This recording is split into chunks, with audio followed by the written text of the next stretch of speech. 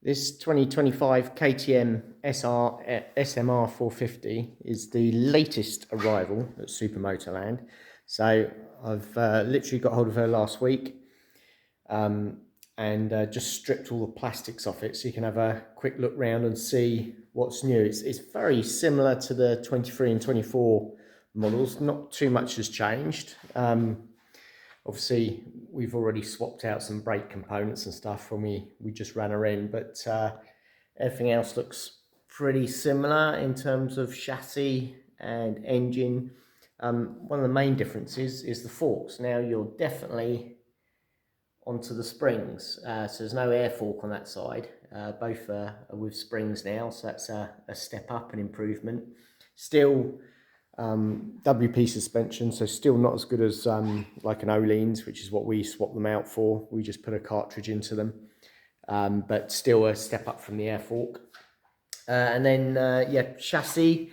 The main thing that they've changed is this area where they've basically cut a massive hole into the chassis here, and also on these braces they've got a hole in them. Again, I think just to give the whole area there a little bit more flex, because I think riders are complaining more so in motocross of a lack of feel there. We found we did struggle with it initially on the 23 bikes, but when we changed to the Spider linkage, swapped out the OEM linkage for a Spider link, then things became a lot more predictable, and we haven't suffered with the stiffness here. But maybe that's like a motocross thing, I don't know. So yeah, that's cut out both sides.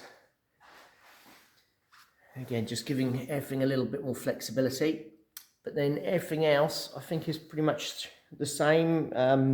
You know, you can see everything's very tidy. The way all the electrics are put into the box here, and the routing of everything is all very good. And as I said on the 23 bikes, mass centralisation seems to be their key point. They're putting all the weight into this kind of centre zone and sort of compacting it down, just trying to make the bike sort of handle and turn better. And we do feel on the 23 to 25 models, they do generate more grip. They seem to sort of sit on the back end of the bike a bit more, and they still turn okay, but you do seem to have more grip from the actual sort of chassis design. Yeah, we like them. You know, now we understand them. They're a good bike. The first thing we've done with this bike is put a Vortex ECU on,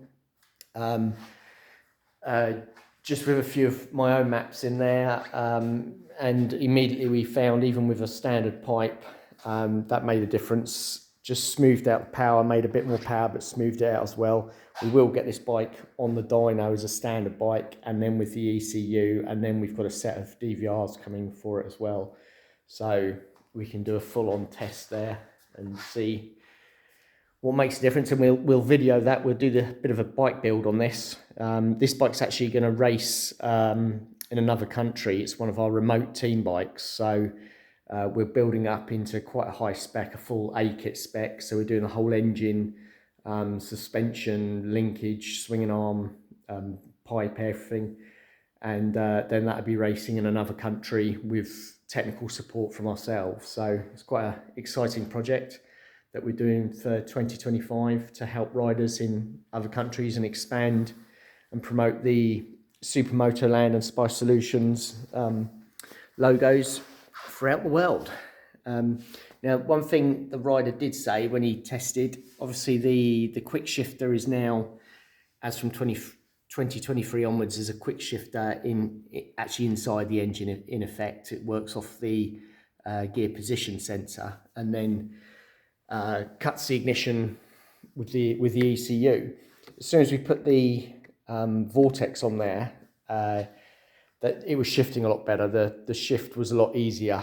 So, and I've reprogrammed this. You have to be a bit careful, because if you just buy one off the shelf, it will not shift between first and second gear. The quick shifter doesn't work. Again, I think that's a motocross thing, but I flash these, and they will work better and in every gear. So first to second, all the way up to fifth gear.